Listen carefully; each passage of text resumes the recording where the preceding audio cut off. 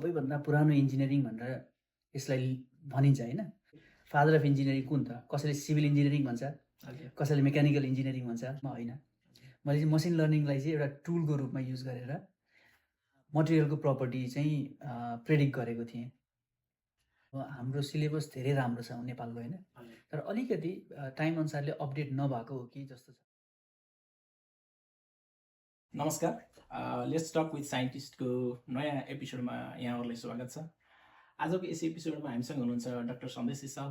Doctor सन्देश रिसाल चाहिँ एउटा मेकानिकल इन्जिनियरिङको ग्रेजुएट हुनुहुन्छ। उहाँले चाहिँ युनिभर्सिटी ह्युस्टनमा मेकानिकल इन्जिनियरिङमा पिएचडी गर्नुभयो।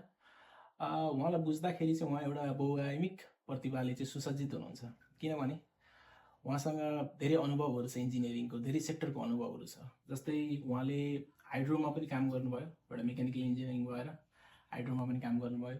त्यस्तै उहाँको पिएचडीको रिसर्चको बारेमा बुझ्ने हो भने पिएचडीको रिसर्च चाहिँ उहाँको कम्प्युटेसनल मटेरियल साइन्समा छ, जुनमा चाहिँ उहाँले चाहिँ इलेक्ट्रोन्सको मोसनहरूबाट चाहिँ अब मटेरियल्सको प्रपर्टिजहरू प्रेडिक्ट गर्ने केही विधिहरू पत्ता लगाउनु भयो। त्यस्तै हाल चाहिँ उहाँ एउटा प्रोडक्ट डिजाइन, बल्बहरू डिजाइन गर्ने एउटा कम्पनी चिर परिचित स्यामसङ भन्ने कम्पनीमा कार्यरत हुनुहुन्छ। यसरी धेरै विधाहरूको उहाँसँग चाहिँ अनुभव छ, त्यही भएर उहाँलाई चाहिँ एउटा टेक्निकल्ली बहुआयामिक प्रतिभाको मानिस भन्न पनि फरक नपर्ला। आजको यस एपिसोडमा हामी चाहिँ डाक्टर रिसालसँग चाहिँ उहाँको अनुभवहरूको बारेमा बुझ्नेछौँ, यहाँसम्मको यात्रा कस्तो रह्यो त्यो पनि सोध्नेछौँ। साथसाथै मेकानिकल इन्जिनियरिङको अहिलेको रिसेन्ट अपडेट्सहरू लिनेछौँ र इन्डस्ट्रीमा आफ्नो करियर बनाउन चाहनेहरू नयाँ ग्रेजुएट्सहरूलाई उहाँको के सन्देश छ त्यो बारेमा उहाँलाई सोध्नेछौँ। स्वागत गरौँ डाक्टर रिसाललाई। Doctor Risal, welcome to this. धन्यवाद कृष्णजी। के छ, सन्चै आरामै हुन्छ? एकदमै आरामै छ। अनि कसरी बित्दैछन् दिनहरू? अहिले अब त्यही एउटा वल डिजाइन कम्पनीमा काम गरिरहेको छु। अब त्यही काममा जाने, घर आउने, यसो विकेन्डको बेलामा रमाइलो गर्ने साथीभाइहरूसँग, त्यसै गरी बितिरहेका छन्। हजुर हजुर। अनि यो बल्ब डिजाइन कम्पनीमा काम गर्दै गर्दा के कामहरू हुन्छ, कस्तो कस्तो कामहरू गर्नुपर्छ हजुरले यस कम्पनीमा? यहाँ यो कम्पनीमा चाहिँ अब मैले एज अ मेकानिकल डिजाइन इन्जिनियरको रूपमा काम सुरु गरेको हो। र मेकानिकल डिजाइन इन्जिनियरको रूपमा अब प्रडक्ट डिजाइन गर्ने, प्रडक्ट डिजाइन चाहिँ अब नयाँ प्रडक्ट पनि हुनसक्यो होइन, अथवा एक्जिस्टिङ प्रडक्टको पनि केही अब कस्टमर डिमान्ड अनुसार चाहिँ तपाईँको त्यसलाई चाहिँ कस्टमाइज गर्नुपर्ने अथवा चेन्ज गर्नुपर्ने त्यो पुरानो प्रडक्टलाई पनि हुन्छ, त्यसमा चाहिँ काम गर्छु। बेसिकली भन्नुपर्दाखेरि चाहिँ मेकानिकल डिजाइनको काम गरिरहेको छु। बेसिक तपाईँको काम भनेको चाहिँ मेकानिकल डिजाइनहरू गर्ने, हजुर, प्लस कस्टमरको निड अनुसार चाहिँ प्रडक्टहरूलाई चाहिँ मोडिफाई गर्ने प्लस अलिकति आरएनडी चाहिँ पछाडि ब्याकमा भइरहेको हुन्छ। त्यो आरएनडी चाहिँ किन हुन्छ भने तपाईँको पछि आउने भाल्भहरूमा चाहिँ के हामीले चाहिँ इम्प्रुभमेन्ट गर्न सकिन्छ होइन। हजुर, त्यो इम्प्रुभमेन्टको लागि चाहिँ ब्याकमा रहेर चाहिँ हामीले आरएनडी पनि हल्का गरिरहेको हुन्छौँ। एक्चुअलमा यो भाल्भहरू भनेपछि के हो सबैलाई थाहा नहुन सक्छ। हजुर, अब तपाईँ मेकानिकल इन्जिनियरिङले अलिकति क्लियर बनाइदिनुहोस् न, यो भाल्भ डिजाइनिङ, प्रडक्ट डिजाइनिङ, हजुर, यो बारेमा अलिकति बनाउनु। निकै नै राम्रो प्रश्न गर्नुभयो। यो भाल्भ भनेको चाहिँ तपाईँको कुनै पनि कुराको फ्लोलाई कन्ट्रोल गर्ने, र कन्ट्रोल पनि अब धेरै लेभल हुन्छ। कुनै चाहिँ अब अन एन्ड अफ मात्रै हुन्छ, कुनै कुराको फ्लो बन्द गर्ने खोल्ने मात्रै हुन्छ, कुनै चाहिँ यति अमाउन्टमा फ्लो गराउने भन्ने हुन्छ होइन। त्यो सबै त्यो फ्लो कन्ट्रोल गर्ने कुरालाई चाहिँ भाल्भ भनिन्छ। तपाईँको एउटा बेस्ट इक्जाम्पल भनेको चाहिँ अब तपाईँको कुनै पनि मेडिसिन बनाउनु पऱ्यो होइन। हजुर, मेडिसिन बनाउँदाखेरि त्यहाँ डोज क्यालकुलेसन गर्नुपर्छ। अब कति डोज हाल्ने भनेर अब त्यो भाल्भले कन्ट्रोल गर्छ। हजुर, त्यो हुन्छ। अब त्यस्तै गरी अब जुनै पनि कुराको फ्लो कन्ट्रोल गर्नु पऱ्यो, सलिड पनि हुनसक्यो, लिक्विड पनि हुनसक्यो, ग्यास पनि हुनसक्यो होइन। त्यसको फ्लो चाहिँ कन्ट्रोल गर्नु पऱ्यो भने हामीले भाल्भ युज गर्छौँ। अहिले तपाईँहरू डिजाइन गर्ने भाल्भ चाहिँ के लार्ज स्केलको भाल्भहरू हो कि सानसानो भाल्भहरू, कस्तो खालको हुन्छ अहिले? अब भाल्भको कुरा गर्दाखेरि तपाईँको भाल्भ डिफ्रेन्ट टाइपको हुन्छ होइन। अब एउटा ग्लोब भाल्भ भन्ने हुन्छ। ग्लोब भाल्भ भनेको अब त्यसको डिटेलमा नजाउँ होइन। अर्को बटरफ्लाई भाल्भ भन्ने हुन्छ, अरू अब विभिन्न प्रकारको भाल्भहरू हुन्छ। त्यो चाहिँ सानो तपाईँको 1/2 इन्चदेखि लिएर अझ 1/2 इन्चभन्दा पनि सानो डायमिटरकोदेखि लिएर हजुर तपाईँको मैले अहिलेसम्म देखेको चाहिँ 24 इन्चसम्मको छ।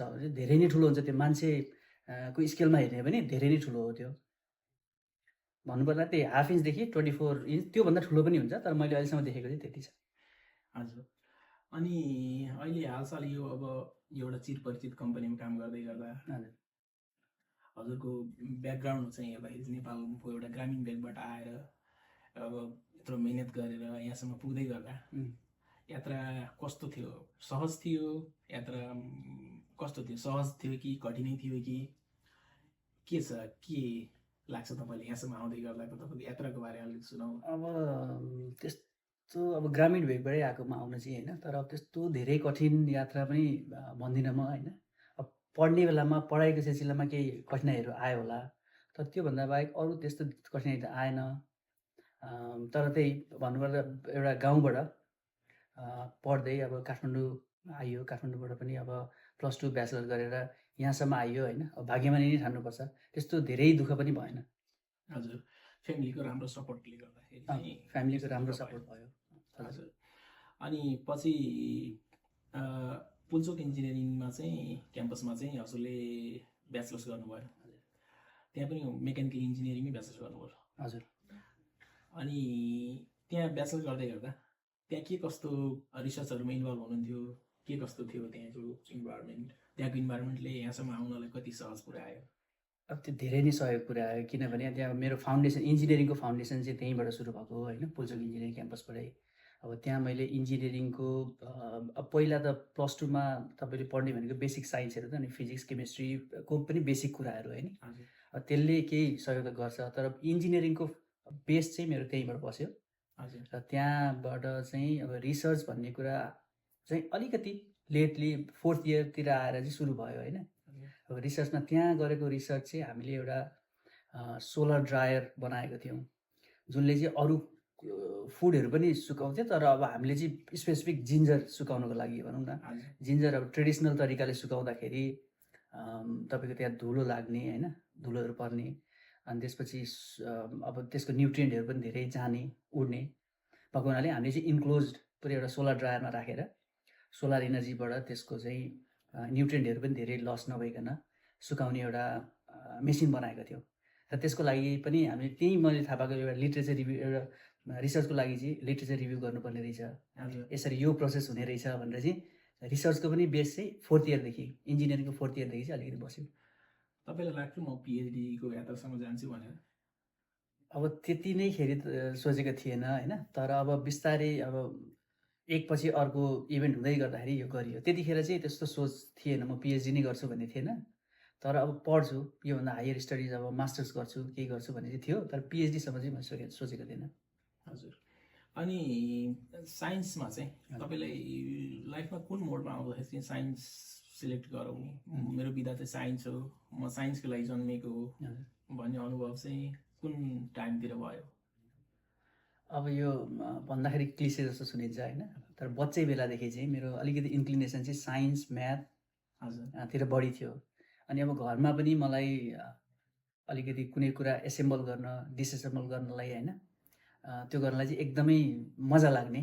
त्यो अहिले मलाई चिन्ने मान्छेहरूले नै थाहा छ, मलाई केही कुरा आयो भने हतार हतार बनाउनु पर्ने, जोड्नु पर्ने, त्यो अहिलेदेखिको होइन, मेरो बच्चैदेखिको त्यो थियो होइन।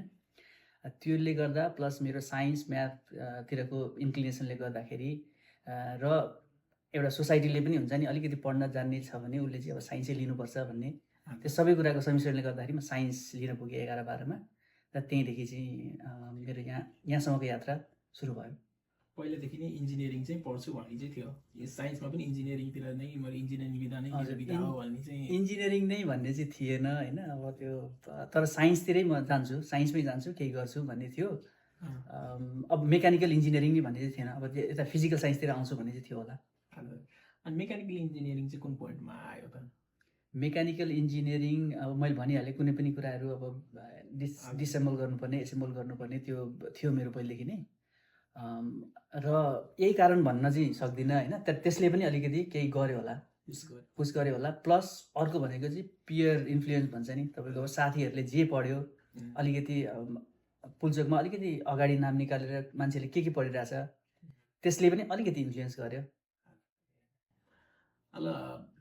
अब मेकानिकल इन्जिनियरको विज्ञ नै हुनुहुन्छ, हजुरको मुखबाट सुनाउनु के हो मेकानिकल इन्जिनियरिङ भनेको? एकदम लेम्यानले हजुर त्यो टर्ममा भन्दाखेरि एकदम सबैले बुझ्ने सरल टर्ममा भन्दाखेरि के हो त्यो मेकानिकल इन्जिनियरिङ भनेको? मेकानिकल इन्जिनियरिङ भनेको चाहिँ तपाईँको अब इन्जिनियरिङको एउटा यस्तो विधा हो जसले चाहिँ कुनै पनि एउटा मुभिङ अब्जेक्टको चाहिँ त्यसको स्टडी गर्ने, त्यसलाई एनालाइज गर्ने होइन, एनालाइज गर्ने, त्यसपछि त्यसको डिजाइन गर्ने र अब डिजाइन मात्रै नभएर त्यसको टेस्टिङ गर्ने होइन। अनि कुनै पनि अब त्यो बनाइसकेपछि त्यसको चाहिँ अपरेसनमा पनि स्टडी गर्ने र अपरेसनमा चाहिँ त्यसको स्टडी गर्ने इन्जिनियरिङलाई चाहिँ मेकानिकल इन्जिनियरिङ भनिन्छ। र अब यो तपाईँले इन्टरनेटमा हेर्नुभयो भने पनि अब सबैभन्दा पुरानो इन्जिनियरिङ भनेर यसलाई भनिन्छ होइन।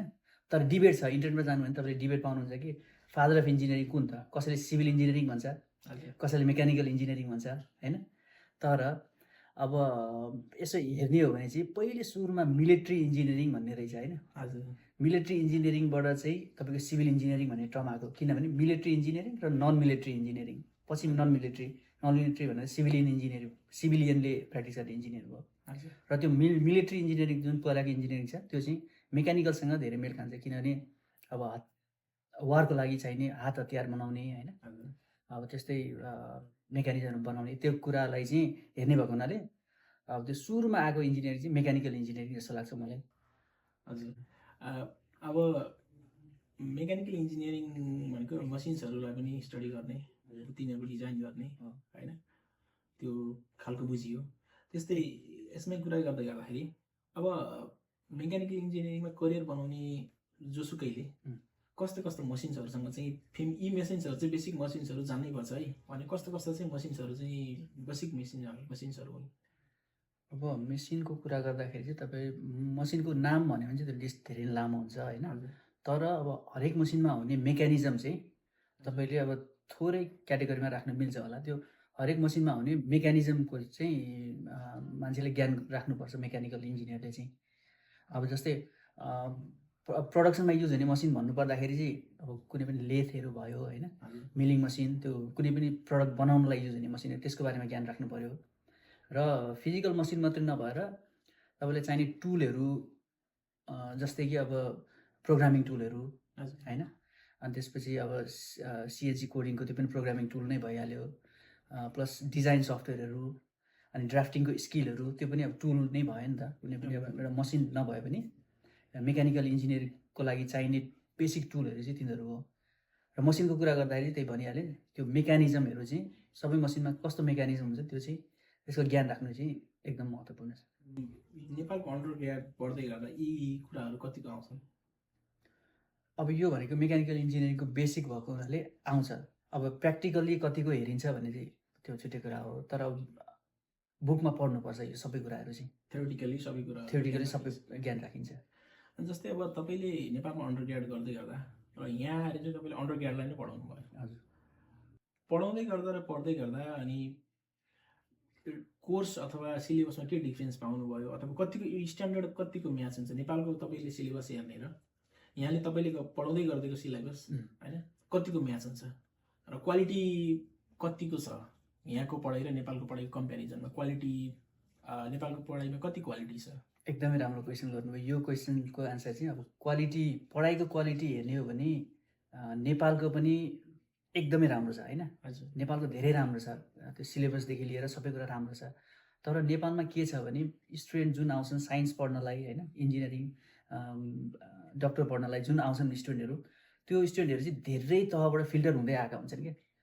जस्तै तपाईँको त्यो सोसाइटीले लाउने फिल्टर होइन, अब यो मान्छे जान्ने छ, यसले साइन्स पढ्नुपर्छ होइन, यसले म्यानेजमेन्ट आर्ट्स यताउता पढ्दैन, त्यसरी फिल्टर भएर आएका हुन्छन्। प्लस अब एकाडेमिकली पनि अब फेल पास भन्ने छ, त्यो फिल्टरबाट पनि आएका हुन्छन्। त्यही भएर एकदमै साउन्ड स्टुडेन्ट मात्रै माथि साइन्स इन्जिनियरिङ त्यो पढ्ने स्टुडेन्टहरू त्यस्तो हुन्छन् होइन। त्यही भएर स्टुडेन्टको क्वालिटी धेरै राम्रो हुन्छ, प्लस सिलेबस पनि राम्रो हुन्छ। तर यताको हेर्दाखेरि चाहिँ अब सिलेबस राम्रो छ तर स्टुडेन्ट सबै खालका छन्, मिक्स खालका छन्। त्यस्तो हाम्रो जस्तो त्यो धेरै फिल्टर, फेरि त्यो फिल्टर लाउनु राम्रो हो भन्न खोजेको होइन। त्यसले गर्दा कति स्टुडेन्टले चाहिँ पढ्न पाउँदैनन्, पछि अब साइन्स लिन सक्दैनन्। तर यहाँ चाहिँ अब तपाईँले अब हरेक किसिमको स्टुडेन्टहरू भेट्नुहुन्छ, धेरै ब्राइट स्टुडेन्ट पनि भेट्नुहुन्छ, अलिक नट सो एकाडेमिकली साउन्ड पनि भेट्नुहुन्छ। हजुर, अब कालान्तरमा सबैले एउटा स्किल डेभलप गर्छन् र त्यो स्किलले चाहिँ उनीहरूलाई चाहिँ एउटा इन्जिनियरिङ एकदमै बनाउँछ। एकदमै। हजुर, अब यी कुराहरू गर्दै गर्दाखेरि मेकानिकल इन्जिनियरिङकै केही विधाहरूको बारेमा यसमा I think it's a very diverse field. के छन् यसका विधाहरू अथवा अन्य सब ब्रान्चेसहरू? मेकानिकल इन्जिनियरिङको चाहिँ अब पहिला चाहिँ अब मेकानिकल इन्जिनियरिङ भनेर मात्रै रहेछ होइन। त्यसपछि पछाडि ब्रान्चहरू छुट्टिँदै गएर यसैबाट मेकानिकलबाटै चाहिँ अरू अहिले चाहिँ अरू इन्जिनियरिङमा पनि त्यसको छुट्टै प्रोग्रामहरू हुन्छ। तर त्यो चाहिँ म मेकानिकलको अन्तर्गतै हेर्छु हेर्न चाहिँ होइन। अब त्यो भन्दाखेरि चाहिँ तपाईँको अटोमोबाइल इन्जिनियरिङ, एरोनोटिक्स इन्जिनियरिङ अथवा एरोनोटिकल इन्जिनियरिङ, अनि इन्डस्ट्रियल इन्जिनियरिङ, अनि तपाईँको रोबोटिक्सहरू पनि त्यसैमा पऱ्यो होइन। मेकानिकलकै सब ब्रान्च भन्छु। मेकानिकल र इलेक्ट्रोनिक्सको त्यो ओभरल्याप जस्तो भयो त्यो। यति नै हो। अरू पनि अब न्युक्लियर इन्जिनियरिङ भयो। अब अहिले दुनियाँभरि देख्नुहुन्छ प्रिन्टिङ इन्जिनियरिङ भन्छ, त्यो पनि मेकानिकल इन्जिनियरिङबाटै छुटेर गएको अथवा त्यसैको एउटा ब्रान्च जस्तो गरी हेर्न मिल्छ हामीले। तर ओभरअलमा धेरै कुराहरू ओभरल्यापहरू हुन्छ होला होइन डिफ्रेन्ट ब्रान्चेसहरूसँग। धेरै कुरा ओभरल्याप हुन्छ र पढ्ने कुरामा चाहिँ अब तपाईँको 70-80% अब एउटै मेकानिकल इन्जिनियरिङकै पढिन्छ। कसरी अब एउटा मसिनको चाहिँ मेकानिजमहरू सबै पढिन्छ। तर अब त्यो अरू 20%-15% चाहिँ तपाईँको त्यही स्पेसिफिक अब एरोनोटिक्सले त्यही एरोनोटिक्स सम्बन्धी मात्रै पढ्ने, अनि अटोमोबाइलले अटोमोबाइलको मात्रै पढ्ने, अब डिजाइन प्रडक्ट डिजाइन चाहिँ प्रडक्ट डिजाइनको मात्रै स्पेसिफिक पढ्ने हुन्छ। पछि चाहिँ त्यो जेनरली 4th इयरमा गएर स्पेसलाइज हुन्छ त्यो। यी कुराहरू गर्दै गर्दा डिफ्रेन्ट विधाहरू छ भन्नुभयो। हामीले सबले सुनिराखेको चिरपरिचित हाम्रो अगाडि देखिरहने भनेको चाहिँ अटोमोबाइल इन्जिनियरिङ, अटोमोबाइल्सहरू, गाडीहरू, यी कुराहरू हामीले चाहिँ धेरै आँखा अगाडि नै देख्छौँ। यसको बारेमा हामीले चर्चा गरौँ है, चाहिँ अलि इन्ट्रेस्टिङ हुनसक्छ सबैको लागि। जस्तै अब हामीले अहिलेसम्म देखिरहेको गाडीहरू चाहिँ प्राय डिजल इन्जिन, पेट्रोल इन्जिनमा चाहिँ बेस्ट हुन्थे। तर अहिले रिसेन्ट कन्सेप्टहरू चाहिँ के आएको छ भनेपछि चाहिँ इलेक्ट्रिकल भेहिकल्स, इभीहरूको कुरा आयो हो। यसमा अब प्रायले अब हामीले बुझेकै छौँ यो पेट्रोल इन्जिन, डिजल इन्जिन त अब लगभग साइन्स पढ्नेहरूले लगभग यसको ज्ञान राखिन्छ। के फरक हुन्छ यो इभी, पेट्रोल इन्जिन, डिजल इन्जिन र इलेक्ट्रोनिक भेहिकल्सहरूको डिफ्रेन्स चाहिँ के हुन्छ? अब पेट्रोल इन्जिन, डिजल इन्जिन भनेको अब चाहिँ फ्युलकै फरक भयो होइन। फ्युल चाहिँ अब पेट्रोल र डिजलले चल्ने गाडी पेट्रोल इन्जिन, डिजल इन्जिन भयो, अथवा आइसी इन्जिन पनि हुन्छ, इन्टरनल कम्बसन इन्जिन। र अर्को चाहिँ अब ब्याट्रीले चल्नेलाई चाहिँ अब इभी भन्यो, इलेक्ट्रिकल भेहिकल भन्यो होइन। अब त्यो फ्युलकै फरक भयो मेन त। अब डिटेलमा हेर्ने हो भने अब त्यो आइसी इन्जिनमा चाहिँ अब पोल्युसन धेरै भयो त्यो त्यसको उसले गर्दाखेरि होइन, इमिसनले गर्दाखेरि। यता इभीमा अलिकति पोल्युसन अलिक कम हुने भयो। फेरि यसमा पनि डिबेट छ। कसैले चाहिँ के भन्छ भने यो आइसी इन्जिनले त्यतिखेरै पोल्युसन गर्छ, तर यो इभीले चाहिँ त्यो ब्याट्री बनाउने प्रोसेसमा चाहिँ त्यति नै इमिसन भइरहेको हुन्छ। त्यही भएर यो इमिसनको हिसाबमा चाहिँ उस्तै हो भनेर पनि डिबेट छ चाहिँ। तर अब हामीले तत्काल देख्ने त त्यो कम्बसन भएर निक्लेको धुवाँले चाहिँ त्यो पोल्युसन गर्यो त्यसले। तर इभी यसो हेर्दाखेरि ग्रिन एनर्जी जस्तो देखियो। अनि यो इभीको लागि अहिले फेमस भनेको टेस्ला हो। हजुर, अब टेस्लाले चाहिँ अब उसले अरू आइसी इन्जिन नबनाएको हुनाले, उसले त्यसैमा स्पेसलाइज गरेको हुनाले चाहिँ उसको गाडी चाहिँ अलिकति रिलायबल हुन्छ जस्तो लाग्छ मलाई इभीमा। हुन त अरू कम्पनीहरू पनि अब यो फोर्डहरू भयो, टोयोटा, होन्डा, यिनीहरूले पनि इभीमा ट्रान्सफर भइरहेछ। फुल्ली होइन कि अब उनीहरूले पनि यसो फ्युचर हेर्दाखेरि इभीमा जान सक्छ होइन। त्यो भएको हुनाले इभीमा हामी पनि जानुपर्छ भनेर उनीहरू पनि स्टेप गरिरहेछन् त्यसमा। अब उनीहरू नयाँ अथवा उनीहरूले अर्को पनि गर्ने, यो प्रडक्ट पनि गर्ने भएको हुनाले इभीमा स्पेसलाइज चाहिँ टेस्ला नै हो र त्यही गाडी नै राम्रो हुन्छ जस्तो लाग्छ मलाई। हजुर, अनि अहिले मार्केट एकदम चलेको भनेको आर्टिफिसियल इन्टेलिजेन्स। हजुर, मसिन लर्निङ, आर्टिफिसियल इन्टेलिजेन्स तपाईँको यसमा अनुभव पनि छ। हजुर, मसिन्सहरूमा के रोल प्ले गर्छ त एआईले? पक्कै पनि गर्छ, अहिले पनि गरिरहेको छ र पछि फ्युचरमा पनि अझै बढी हुन सक्ने सम्भावना छ। जस्तै अब एआईले मसिनमा के गर्छ त भन्दाखेरि अहिले धेरै मसिनहरू तपाईँको अटोमेटिक भइसकेको छ होइन। अटोनोमस, फुल्ली अटोनोमस नभए पनि मान्छेले एउटा म्यानुअल इनपुट दिने र त्यही इनपुट अनुसार उसले अटोमेटिक काम गर्ने छ। तर फ्युचरमा के हुनसक्छ भने अब अटोनोमस हुनसक्छ कि तपाईँको चाहिँ अब त्यो प्रोसेस इन्भाइरोमेन्ट हेरेर होइन, त्यहाँको तपाईँको के चेन्जेस आइरहेछ त्यो चेन्ज चाहिँ उसले आफैले एनालाइज गरेर त्यो कसरी अपरेट गर्ने त्यो आफै अपरेट हुनसक्छ क्या। अनि त्यो चेन्जेसहरूलाई पनि उसले सजिलै एडप्ट गरेर त्यही अनुसारको आउटपुट पठाउने त्यस्तो हुनसक्छ जस्तो लाग्छ मलाई। त्यही भएर अटोनोमस मसिनहरू चाहिँ पछि आउन सक्ने सम्भावना देख्छु मैले एआईको माध्यमबाट एआईको माध्यमबाट चाहिँ मसिन्सहरूलाई अटोमेटिकल्ली फङ्सन गर्ने। हो, मान्छेको एकदम लेस इन्टरफियरेन्स चाहिँ भएर पनि मसिन आफै चल्न सक्छ क्या। अनि यसले त मेकानिकल इन्जिनियरिङहरूको जागिरलाई चाहिँ अलिकति धरापमा नपार्ला र? होइन, अब हटाउँदाखेरि सबै मान्छे हटाउँछ भनेको होइन, तर अब अहिले चाहिँ भनौँ न एउटा कम्पनीमा अब 7-8 जना चाहिएको छ भने 3 जना जस्तोमा झार्दैन उसले। प्लस अरू रोलहरू होला नि त फेरि, अरू रोल पनि हुन्छ, अरू रोलहरू डेभलप होला, त्यो समयअनुसार चेन्ज होला नि त होइन? पक्कै पनि। ल यी कुराहरू गर्दै गर्दा अब हामी चाहिँ तपाईँले आफ्नो पिएचडीमा गरेको अलिकति रिसर्चको बारेमा बुझौँ है। कम्प्युटेसनल मटेरियल साइन्स हजुर, के हो कम्प्युटेसनल मटेरियल साइन्स? अब कम्प्युटेसनल मटेरियल साइन्स भनेको चाहिँ अब तपाईँको कम्प्युटेसनल टुलहरू युज गरेर मटेरियल साइन्सको कुनै स्टडी गर्नु होइन। मैले चाहिँ अब मेरो उसमा चाहिँ मेरो रिसर्चमा चाहिँ मैले एउटा अलोयको चाहिँ डिफ्रेन्ट कम्प्युटेसनल टुलहरू युज गरेर त्यसको मेकानिकल स्ट्रेन्थहरू मेकानिकल प्रपर्टीहरू चाहिँ स्टडी गरेको थिएँ। भनेको ल्याबमा नगइकन आफ्नै सिस्टमबाट चाहिँ कम्प्युटरको सिमुलेसन माध्यमबाट चाहिँ प्रपर्टिजहरू हेर्नु भयो? हजुर हजुर। अब कसैले दुइटै गर्छन्, हाइब्रिड जस्तो गर्छन् होइन। कसैले चाहिँ अब अलिअलि एक्सपेरिमेन्ट गर्ने र त्यसबाट आएको डेटाहरू चाहिँ आफ्नो मोडलमा हाल्ने गर्ने गर्छन्। कसैले चाहिँ अब अरूले नै निकालिसकेको डेटा होइन त्यो युज गरेर प्लस आफैले पनि कम्प्युटेसनल स्टडी गरेर निकालेको डेटा युज गरेर चाहिँ त्यसको स्टडी गर्ने गर्छन्। मसिन लर्निङको चाहिँ के रोल थिएछ? अब मसिन लर्निङ भनेको चाहिँ मैले त्यसलाई चाहिँ एउटा टुलको रूपमा युज गरेको मेरो रिसर्चमा होइन। अब कतिलाई चाहिँ के कन्फ्युजन हुन्छ नि मसिन लर्निङमा यसले रिसर्च गर्यो भने, मैले मेरो रिसर्च मसिन लर्निङमा होइन। मैले चाहिँ मसिन लर्निङलाई चाहिँ एउटा टुलको रूपमा युज गरेर मटेरियलको प्रपर्टी चाहिँ प्रेडिक्ट गरेको थिएँ। के फरक हुन्छ मसिन लर्निङ युज गर्दा र नगर्दा? अब मसिन लर्निङ युज गर्दा र नगर्दा चाहिँ अब मसिन लर्निङ युज गर्दाखेरि अलिकति एक्सपेडाइट गर्न सकिन्छ तपाईँको रिसर्चलाई होइन, तपाईँको स्टडीलाई। अब युज गर्नु भएन भने ट्रेडिसनल कम्प्युटेसनल टुलले गऱ्यो भने तपाईँको 5-7 दिन लाग्छ भने मसिन लर्निङ युज गर्नु हो भने फ्यु आवर्समै तपाईँले रिजल्ट निकाल्न सक्नुहुन्छ, एउटा राम्रो मोडल तपाईँले बिल्ड गर्नुभयो भने। यो कम्प्युटेसनल मटेरियल साइन्स पनि मान्छे धेरै कन्फ्युजन छ। कम्प्युटेसनल मटेरियल साइन्स पनि मेकानिकल इन्जिनियरिङ अन्तर्गतै पर्छ? अब यो चाहिँ ओभरल्याप हुन्छ जस्तो लाग्छ मलाई। मटेरियल साइन्स आफ्नै फिल्ड पनि, मटेरियल साइन्स फिल्ड पनि तपाईँको electrical, physics, chemistry, mechanical engineering, अब अझै सिभिल इन्जिनियरिङ पनि, किनभने मटेरियल त जहाँ पनि युज हुन्छ र मटेरियलको तपाईँको बिहेभियर स्टडी गर्ने त हो नि मटेरियल साइन्समा।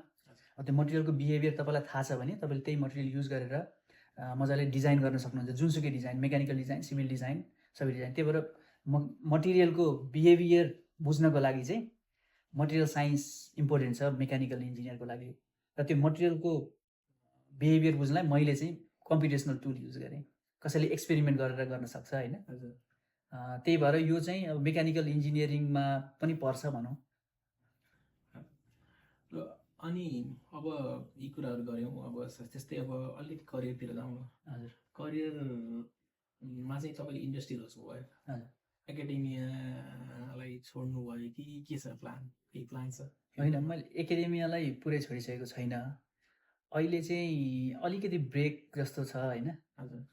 अनि अब इन्डस्ट्रीमा पनि अब एकाडेमियामा पनि रिसर्च गरिन्थ्यो अलिअलि भने, यहाँ इन्डस्ट्रीमा पनि रिसर्च छ तर अलिकति एकाडेमियाभन्दा अलिक कम रिसर्च छ होइन। अब यहाँ बसेर पनि मैले पुरै प्रडक्ट डिजाइन मात्रै गरिरहने भन्ने पनि छैन, R&Dको काम पनि गरिरहेको छु मैले। मैले अघि पनि भनिहालेँ, कुनै पनि एउटा नयाँ प्रडक्ट निकाल्नुभन्दा अगाडि अब रिसर्च गर्नुपर्छ होइन। त्यो रिसर्चहरू ब्याकमा बसेर हामीले रिसर्च पनि गरिरहेछौँ, तर त्यस्तो एकाडेमियामा गरे जस्तो एकदम एक्सटेन्सिभ रिसर्च चाहिँ भएको छैन अहिले। अलिकति त्यस्तो एक्सटेन्सिभ रिसर्चमा चाहिँ हल्का ब्रेक लागेको छ। फ्युचरमा प्लान छ ब्याक टु एकाडेमिया, केही सोच्नु भएको छ? पक्कै पनि एकाडेमियामा अब टिचिङ मात्रै होइन, अब एकाडेमिक रिसर्चमा जाने प्लान चाहिँ छ मेरो। हजुर। अनि अहिले यो रिसेन्ट ग्रेजुएट्सहरूले अब जस्तै अब इन्डस्ट्रीमा जान चाहने रिसेन्ट ग्रेजुएट्सहरूले कस्तो कस्तो कुराहरूमा चाहिँ ध्यान दिनुपर्छ? उनीहरूले चाहिँ अब पहिले आफूलाई बिल्डअप गर्नको लागि म अब इन्डस्ट्रीमा जाने है भनेर बिल्डअप गर्नको लागि चाहिँ उनीहरूले चाहिँ आफ्नो ग्रेजुएट स्कुलमा के कुरामा चाहिँ ध्यान दिने? उनीहरू आफ्नो कस्तो कस्तो स्किल्सहरू आफूमा डेभलप गर्दै जाने? हजुर, मेकानिकल इन्जिनियरिङको इन्डस्ट्रीमा जाने हो भने चाहिँ उनीहरूले मेकानिकल इन्जिनियरिङ सम्बन्धी स्किलहरू जस्तै मैले अघि पनि भनिहालेँ कोडिङहरू होइन, हजुर जस्तै सिएनसी कुनै पनि एउटा मसिन प्रडक्ट बनाउनु पऱ्यो भने त्यो प्रडक्टलाई मसिन गर्नको लागि अहिले त कोडिङबाट हुन्छ होइन सबै कुराहरू, त्यो सिक्नु पऱ्यो। अर्को भनेको डिजाइन सफ्टवेयरहरू सिक्नु पऱ्यो। हजुर हाम्रो डिजाइन सफ्टवेयरहरू थुप्रै छन्, अब एन्सिसदेखि लिएर सलिडवर्क्सदेखि लिएर सबै कुरा छन्। त्यो अटोक्याड जस्तो क्याड सफ्टवेयरहरू सिक्नु पऱ्यो होइन। हजुर अनि अर्को कुरा भनेको तपाईँको अब त्यो क्याड मात्रै भएर पनि हुँदैन, त्यसले कस्तो पर्फर्मेन्स गर्छ भनेर सिमुलेसन गर्नको लागि सिमुलेसन सफ्टवेयरहरू पनि सिक्नु पऱ्यो। अब अहिले धेरै क्याड सफ्टवेयरहरूमै इन्टिग्रेट भएर आएको हुन्छ सिमुलेसन सफ्टवेयरहरू होइन। हजुर अब मैले युज गर्ने चाहिँ सलिडवर्क्स भन्ने छ, त्यसैमा तपाईँको अब दुइटै क्याड पनि हुन्छ र पछि तपाईँले सिमुलेसन पनि गर्न सक्नुहुन्छ। त्यस्तो त्यो सिक्यो भने धेरै हेल्पफुल हुन्छ पछि।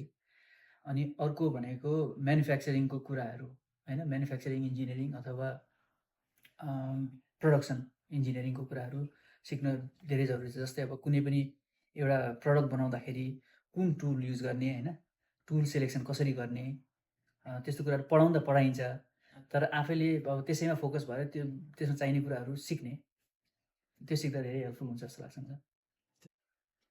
जस्तै अब रिसेन्टली चाहिँ मेकानिकल इन्जिनियरिङ जोइन गरेको +2 पछि जोइन गरेको स्टुडेन्टहरूलाई अब उनीहरूले आफ्नो फ्युचर चाहिँ ब्राइट बनाउनको लागि चाहिँ तपाईँले उनीहरूलाई के सन्देश दिन चाहनुहुन्छ ताकि उनीहरूको डिफ्रेन्ट कन्फ्युजनहरू क्लियर होस्? म चाहिँ आफ्नो पाथ यो हो भनेर चाहिँ उनीहरू क्लियर हुन्, के सन्देश दिन चाहनुहुन्छ? उनीहरूले चाहिँ कस्तो कस्तो कुराहरूमा ध्यान दिनुपर्छ? अब नयाँ स्टुडेन्टहरूलाई चाहिँ जुनसुकै इन्जिनियरिङमा जानुहोस्, फ्युचर एकदम ब्राइट छ। तपाईँले राम्रो पढ्नुभयो होइन, राम्रो गर्नुभयो, नयाँ नयाँ स्किलहरू सिक्दै जानुभयो भने जुनसुकै इन्जिनियरिङमा नि फ्युचर ब्राइट छ। त्यही भएर मेहनत गर्नुहोस् र जे गर्दै हुनुहुन्छ त्यसमा आफ्नो बेस्ट दिनुहोस् होइन, जुनसुकै इन्जिनियरिङ होस् बेस्ट दिनुहोस् भन्न चाहन्छु। र नयाँ स्किलहरू, नयाँ टुलहरू, त्यो इन्जिनियरिङमा चाहिने, त्यो फिल्डमा चाहिने टुलहरू चाहिँ आफूले सिक्दै जानु, आफूलाई अपडेट गर्दै जानु, त्यही भन्न चाहन्छु। हजुर, अनि अब नेपालमा हेर्दै गर्दाखेरि चाहिँ हामी कहाँ पछाडि परेका छौँ जस्तो लाग्छ तपाईँलाई? नेपालमा हाम्रो अब त्यस्तो डेभलप छैन, हामीसँग इन्डस्ट्रीहरू त्यस्तो ठुल्ठुलोहरू छैन होइन।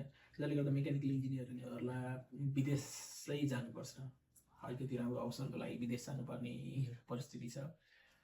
अब मेकानिकल इन्जिनियरिङ सेक्टरलाई चाहिँ अलिकति बुस्टअप गर्नको लागि चाहिँ नेपालको नीति निर्माताहरूलाई अथवा कुनै पोजिसनमा बसेकाहरूलाई तपाईँ कस्ता सजेसनहरू दिन चाहनुहुन्छ?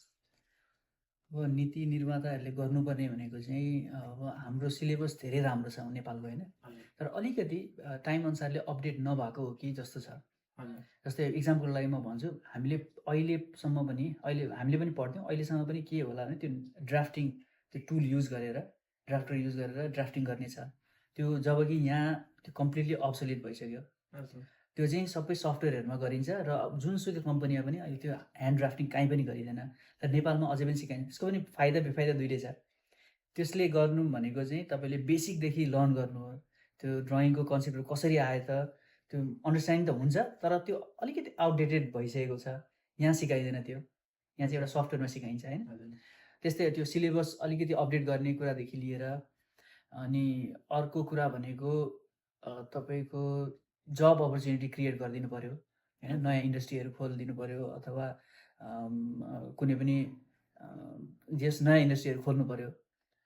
र अर्को कुरा उनीहरूले नीति निर्माताले गर्न सक्ने भनेको हाम्रो नेपालमा सिलेबस त राम्रो छ, तर त्यसलाई प्र्याक्टिकली गर्ने जुन सेवा सुविधाहरू छ त्यो छैन, प्र्याक्टिकल इम्प्लिमेन्टेसनमा छैन। इन्फ्रास्ट्रक्चर अब कुनै पनि युनिभर्सिटीमा जानुभयो भने तपाईँको त्यही पुरानो मसिनहरू हुन्छ होइन, त्यो मसिनहरू पनि अपडेटेड छैन। अनि धेरै कुराहरू थ्योरीमा मात्रै सीमित छ, उनीहरूले प्र्याक्टिकली गर्न पाएको हुँदैनन्, विशेष गरी इन्जिनियरिङमा होइन। जुन चाहिँ अब इन्जिनियरले चाहिँ त्यो हेरेर सिक्नुपर्ने हो होइन, मेन चाहिँ त्यो छैन। र त्यो इन्फ्रास्ट्रक्चर, अब टिचिङ इन्फ्रास्ट्रक्चरहरू राम्रो बनाउनु पऱ्यो, जब अपर्च्युनिटी क्रिएट गरिदिनु पऱ्यो, र सिलेबसहरू अलिकति अपडेट गरिदिनु पऱ्यो। त्यो गऱ्यो भने राम्रो हुन्छ जस्तो लाग्छ। हजुर हस् सन्देश सर, अब आइदिनु धेरै धेरै धन्यवाद। धेरै कुरा बुझ्ने र सिक्ने मौका मिल्यो। हुन्छ विष्णु, तपाईँलाई धेरै धेरै धन्यवाद। मलाई बोल्ने मौका दिनुभयो, आफ्नो केही कुरा राख्न मौका दिनुभयो होइन, त्यसको लागि धेरै धेरै धन्यवाद।